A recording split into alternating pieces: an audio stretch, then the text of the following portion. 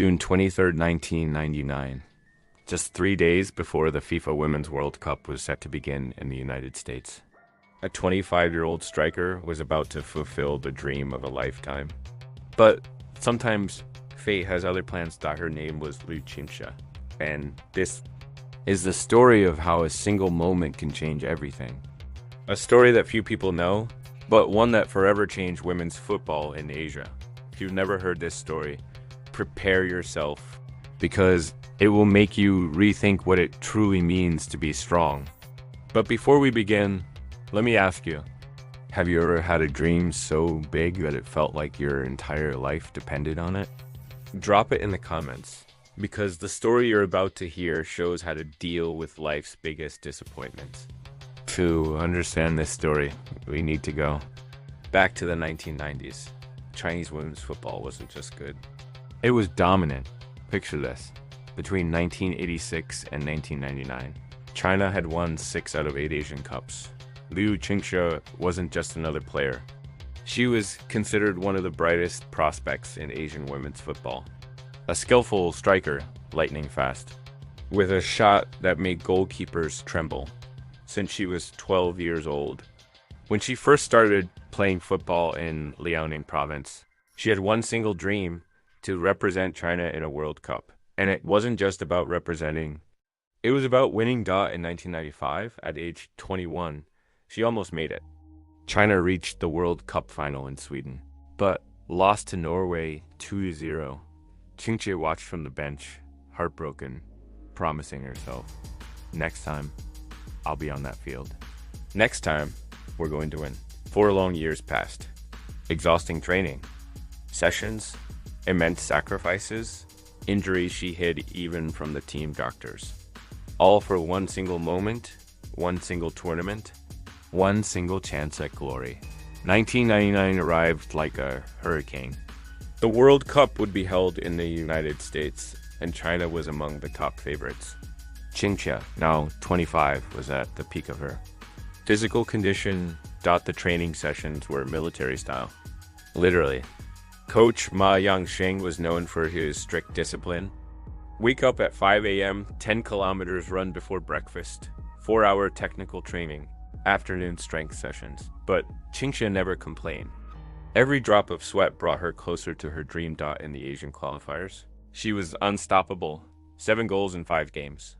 The Chinese press was already calling her the Goal Princess. Children in the streets wore jerseys with her name. In May 1999, 2 months before the World Cup, she received a phone call that would change her life forever.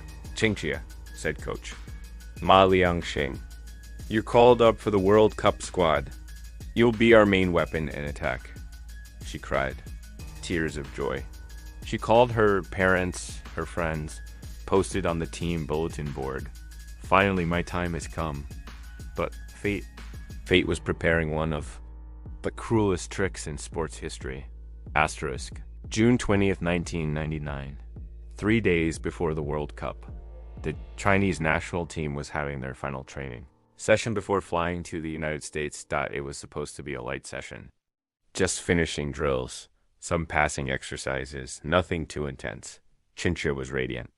She was chatting with her teammates about what it would feel like to step onto American soil. 1:47 p.m. A moment that would be burned into the memory of everyone who was there. Qingxia received a simple pass in midfield. She controlled the ball just like she had done thousands of times in her life. But when she tried to take her first touch, the sound echoed across the entire training ground. Qingxia collapsed screaming.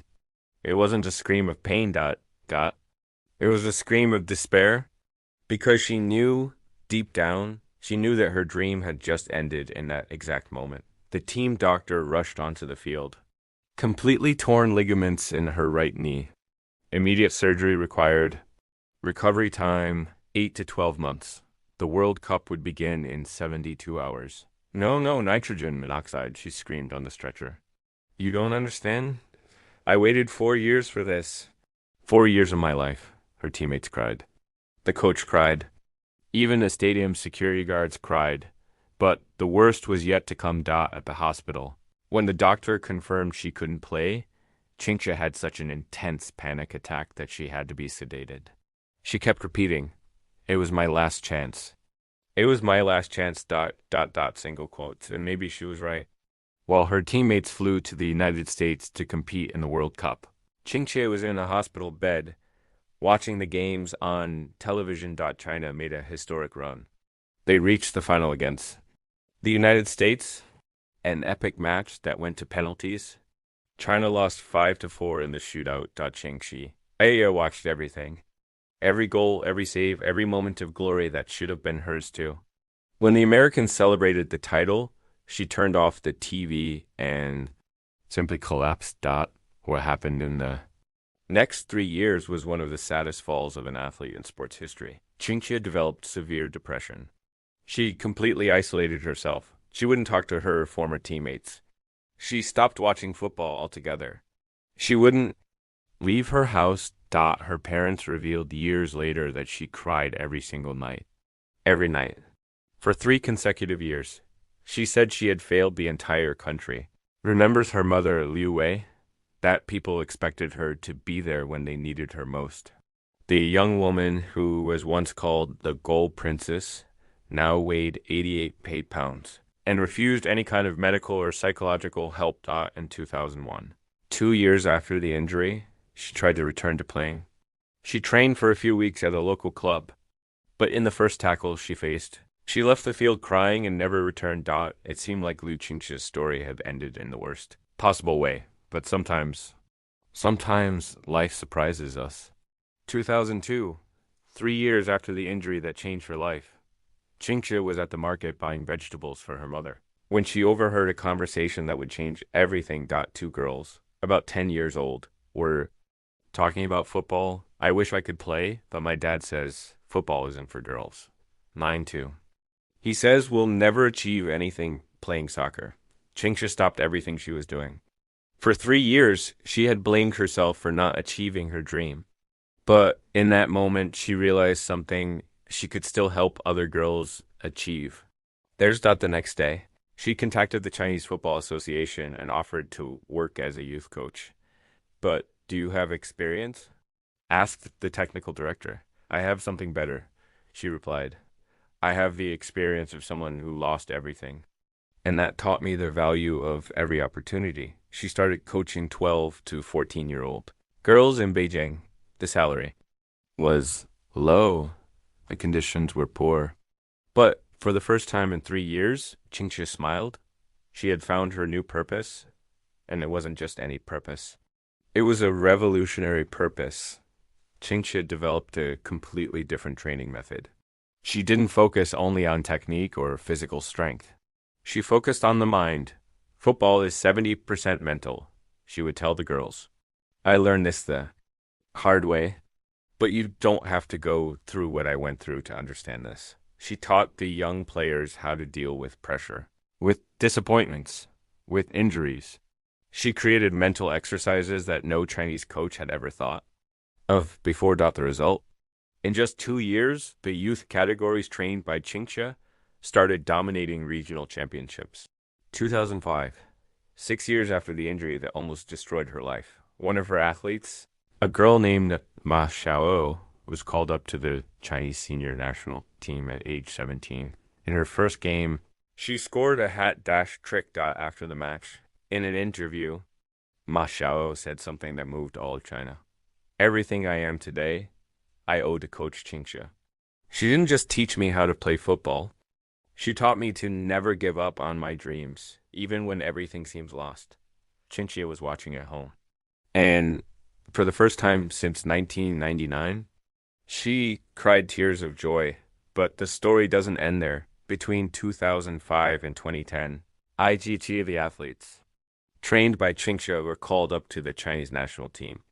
China returned to being a powerhouse in Asian women's football. In 2008. At the Beijing Olympics, the Chinese national team reached the quarterfinals.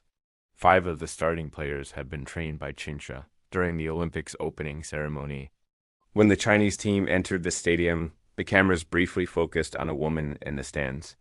She was crying, but this time, she was crying with pride. It was Liu Qingxia, the woman who lost her biggest dream had found something even greater. The ability to make other people's dreams come true. Today, at 49 years old, Qingxia is one of the most respected women's football coaches in Asia. She has mentored over 200 athletes throughout her career, and 23 of them made it to the national team. Liu Qingxia's story teaches us something profound about resilience, purpose, and the human capacity to transform pain into power. She could have let herself be defined by that terrible moment in June 1999. She could have carried bitterness forever. She could have given up on football completely, but she chose a different path. She chose to transform her greatest disappointment into the driving force for something even greater. Sometimes we can't achieve our dreams the way we imagined, but that doesn't mean our dreams have died. Sometimes they just evolve into something we could never have imagined. Qingxia never played in a World Cup as she had dreamed, but she trained players who did. She never scored goals in packed stadiums, but she taught dozens of girls how to score. Maybe that's even more powerful than achieving an individual dream. Maybe it's about multiplying dreams. What about you? What dream are you afraid of losing? What disappointment are you carrying that could transform into purpose? Let me know in the comments. And if this story touched you in any way, share it with someone who needs to hear it today. Qingxia's story reminds us that sometimes the most beautiful ending isn't the one we planned. It's the one we choose to create after everything goes wrong. If you want to know more incredible stories from Asian women's football, subscribe to the channel and hit the notification bell. Next week, I will tell you the story of how North Korean gymnasts became football players through military training. It's going to be a story you'll never forget. See you next time.